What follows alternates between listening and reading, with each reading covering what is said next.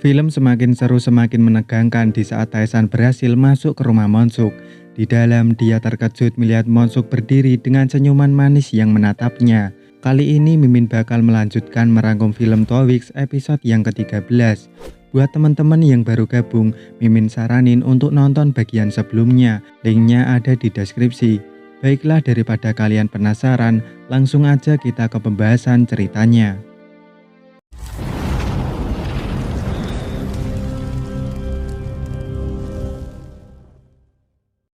Taesan terkejut karena Monsuk sudah ada di rumahnya. Taesan teringat bukankah tadi Monsuk sedang diinterogasi. Namun dia benar-benar terpana menatap Monsuk yang tersenyum sinis kepadanya. 4 jam yang lalu, Monsuk masih dengan sikap malasnya menanggapi semua pertanyaan Jae-kyung. Monsuk menuturkan jika Jae-kyung bisa dituntut karena melakukan interogasi berlebihan kepadanya. Singkat cerita, Sang-hun masuk ke ruang interogasi. Jae-kyung juga keluar meninggalkan Monsuk sendirian. Di ruang tunggu Jungwoo, Jae-kyung menjelaskan jika dia punya rekaman suara kedua orang yang menghilangkan alibi Taesan. Kemudian Jungwoo menyuruh Jae-kyung untuk segera mengirim surat permohonan penahanan Monsuk kepada hakim. Setelah kembali ke ruang interogasi, Jae-kyung terpana melihat Monsuk yang sudah tidak ada di ruangannya. Terlihat Monsuk sudah berada di dalam mobilnya dan Daejunlah yang menjadi sopir. Jae-kyung terlihat panik karena mungkin Taesan sedang menyelinap masuk ke rumah Monsuk. Dia tidak mau Taesan tertangkap lalu mati konyol di sana. Jae-kyung berusaha menelponnya, namun Taesan tidak menjawabnya. Monsuk memilih masuk rumahnya melalui pintu samping. Taesan tak mempercayai kalau situasi kini berbalik tidak menguntungkan baginya. Dia hanya menatap tak percaya ke arah Monsuk. Taesan mencoba untuk kabur, tapi Kim yang memang sedari tadi mengawasi langsung menahan Taesan.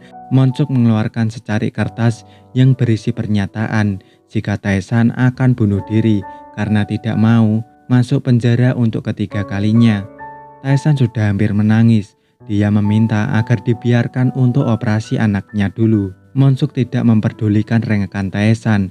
Kemudian Kim menutup hidung Taesan dengan sapu tangan yang dia beri obat bius, membuat Taesan tak sadarkan diri. Mr. Han sangat cemas karena dia berkali-kali menelpon Taesan namun tidak ada respon. Kim menyeret sebuah tas besar, di dalamnya pasti ada Taesan, lalu memasukkannya ke bagasi mobilnya. Kemudian terlihat Mr. Han menarik kembali gerobaknya, lalu melemparkan ponsel ke dalam bagasi sebelum bagasi itu menutup. Kim terlihat sudah sampai di kantor Monsuk dengan keadaan listrik yang sudah padam. Kim menurunkan tas besar berisikan Taesan dan dia tidak menyadari ada ponsel tergeletak di dalam bagasi mobilnya. Mr. Han berhasil melacak keberadaan Taesan, kemudian dia menelpon polisi lalu mengabarkan jika ada orang yang mencoba melompat dari gedung. Kim sudah sampai di atap gedung. Di saat dia ingin menjatuhkan Taesan dari tepi gedung, Mr. Han memanggilnya dengan nama Glue, membuat Kim lengah dan menoleh menatap Mr. Han. Taesan memanfaatkan lengahnya Kim untuk meloloskan diri dan langsung mendekati Mr. Han lalu mengajaknya untuk segera meninggalkan tempat ini. Singkat cerita, Jae-kyung memanjat pagar rumah Monsuk karena dia sangat cemas pada Taesan. Namun dia malah dikejutkan dengan kamera yang memotret dirinya. Jae-kyung jelas syok dirinya dijebak oleh Daejun dan Monsuk. Tak lama ponsel Jae-kyung berdering. Dia mendengar suara Taesan, tanpa pikir panjang dia langsung berbalik melompat turun. Scene berpindah saat Monsuk yang menampar Kim karena lagi-lagi dia gagal untuk membunuh Taesan. Setelah mendatangi rumah Monsuk, Jae-kyung menuju ke kediaman Senator Jo. Dia menelpon Senator Jo untuk mengajak bertemu di luar rumahnya sekarang juga. Setelah sampai di luar, Senator Jo terkejut karena Jae-kyung sudah ada di depannya. Dia mendekati Jae-kyung lalu mengarahkan sebuah detektor ke tubuh Jae-kyung untuk memeriksa apakah Jae-kyung membawa perekam atau tidak. Jae-kyung meminta agar Senator Jo tidak membunuh Taesan. Karena jika Taesan terbunuh, maka Sojin tidak bisa mendapatkan sumsum tulang belakang Taesan dan dia juga akan mati. Senator Jo tidak tahu apa yang dimaksud dari Jae-kyung. Sekarang Jae-kyung sadar jika tandanya Senator Jo tidak tahu tentang keberadaan Sojin dan dia berbalik lalu pergi meninggalkan Jae-kyung sendirian. Singkat cerita, Jae-kyung pergi ke terowongan di mana Tae-san mengajak bertemu dengannya dan akhirnya mereka bekerja sama. Jae-kyung kali ini merasa lega, setidaknya Tae-san masih hidup. Sekarang Jae-kyung yang mungkin akan diawasi oleh kantor karena berada dalam masa percobaan. Namun mereka sudah memikirkan kemungkinan hal itu. In-hye gelisah dan dia tidak bisa tidur di ruangan aseptik di mana Sojin sepertinya sudah pulas. Melihat Seungwoo, dia keluar untuk menemuinya. Kemudian mereka berdua memutuskan untuk berbicara di luar. Seungwoo mengaku bahwa yang menembak Tae-san adalah dirinya karena sebelumnya dia tidak tahu pendonor Sojin adalah Tae-san. Dia juga yang membocorkan informasi kepada Monsuk jika Tae-san akan mengambil kamera. In-hye terkejut mendengar penjelasan dari Seungwoo. Sebelumnya Seungwoo membuntuti In-hye ke tempat Youngja, lalu setelah mengikutinya, dia memberitahu keberadaan kamera itu pada Monsuk. Dia mengancam akan membunuh Sojin jika Seungwoo tidak bisa memberikan kamera itu pada Monsuk. Sebelumnya Monsuk berjanji tidak akan membunuh Tae-san, namun dia tetap berkhianat bahwa dia akan membunuh walaupun sudah memiliki kamera itu. Sojin terbangun dari tidur dan memanggil ibunya. Kemudian mata Sojin tertuju ke sebuah benda yaitu ponsel. Dia melihat daftar panggilan masuk dan keluar di ponsel ibunya, lalu mendapati nama ayah Sojin di dalamnya. Sojin tersenyum senang melihat nama itu. Saat mencoba untuk beristirahat, ponsel Tae-san berdering, namun bukan In-hye yang menjawabnya, melainkan Sojin anaknya. Waktu itu Tae-san berpura-pura bukan ayahnya. Tae-san sedikit gugup bahwa waktu itu dia tidak tahu bahwa Sojin sudah mengenalinya. Sojin yang mungkin sangat kangen banget dengan ayahnya berniat ingin bertemu. Namun Tae-san akan datang di hari operasi Sojin dan tidak bisa jika sebelum hari itu. Saat Sojin akan menceritakan tentang Monsuk yang menemuinya dan mengaku sebagai teman ayahnya, terdengar suara pintu yang terbuka. Itu tandanya In-hye akan datang. Tae-san merasa sangat senang. Dia mengeluarkan boneka Sojin lalu menatap boneka itu dengan perasaan sedih. Mendengar percakapan Tae-san, Mr. Han terbangun dan teringat masa lalunya jika dia kehilangan anak lelakinya. Orang yang sebelumnya berkelahi dengan Tae-san sangat mirip dengan anak laki-lakinya, namun sepertinya dia harus memastikan hal itu dulu. Pagi harinya, Taek-nam curiga melihat Seungwoo dari rekaman CCTV yang memperlihatkan jika Seungwoo datang menemui Youngja. Dia tahu jika Seungwoo adalah tipe orang yang melakukan sesuatu itu karena ada alasannya. Setelah masuk kantor, Taek-nam menyuruh dua anak buahnya untuk mengirim barang bukti di rumah Misuk untuk dikirim ke forensik.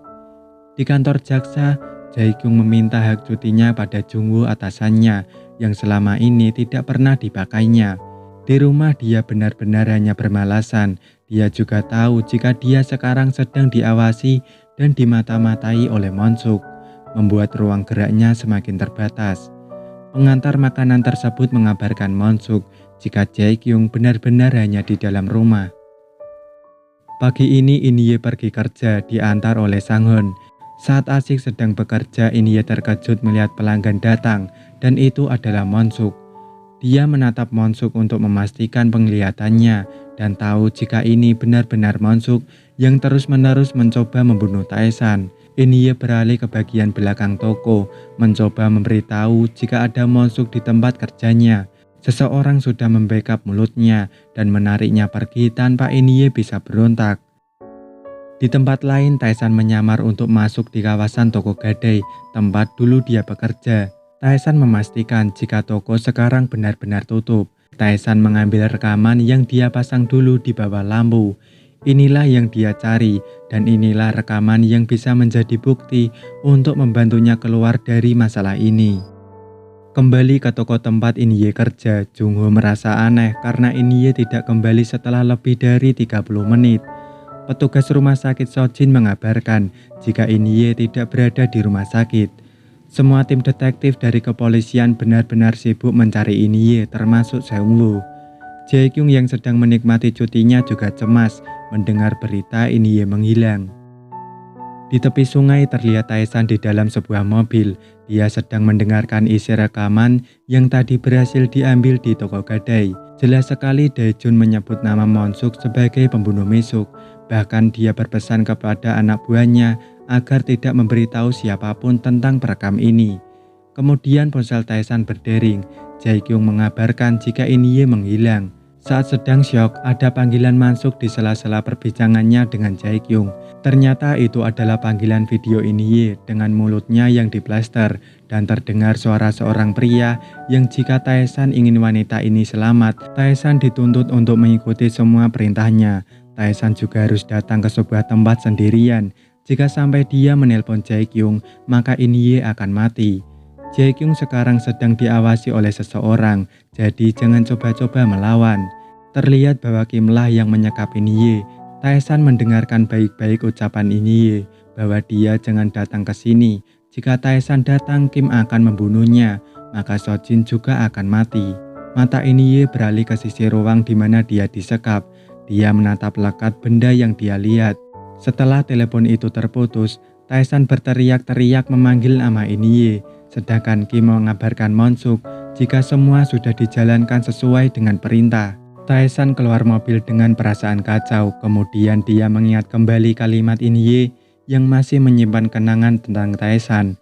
Flashback masa lalu Inye terlihat sedang asyik memandangi wajah Taesan yang ada di depannya. Saat itu Inye berniat akan melanjutkan pembelajarannya ke Seoul.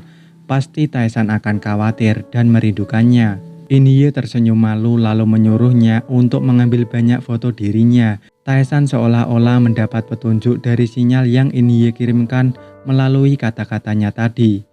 Taesan mengabarkan Jae-kyung.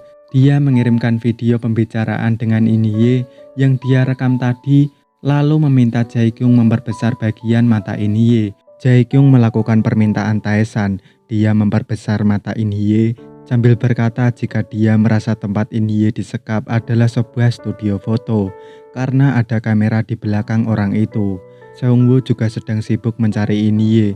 Dia mencari tahu seorang sopir pengangkut sampah yang sebelumnya merekam sebuah mobil yang mungkin terlibat kasus pembunuhan Misuk untuk mencari lokasi dari plat mobil tersebut.